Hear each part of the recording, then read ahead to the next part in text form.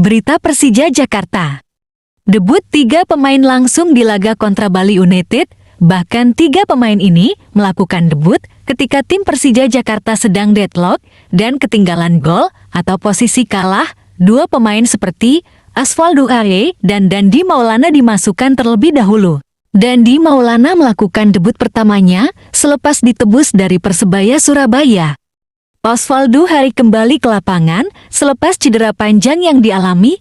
Meski selepas cedera Osvaldo Hai tampil sangat baik, meskipun terdapat satu momen di depan gawang tidak bisa dimanfaatkan.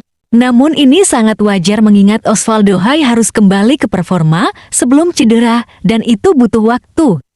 Satu nama lagi yang melakukan debutnya, dia adalah Aji Kusuma, striker anyar Persija Jakarta yang didatangkan dari Persiba Balikpapan.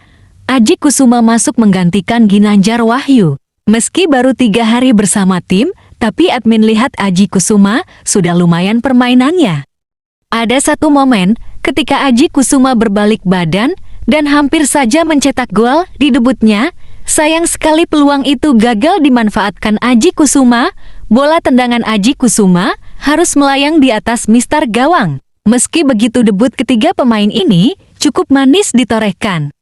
Ketiga pemain ini berhasil membawa Persija Jakarta comeback atas Bali United dengan skor 3-2. Menurut kalian gimana penampilan Osvaldo Hai, Dandi Maulana, dan Aji Kusuma?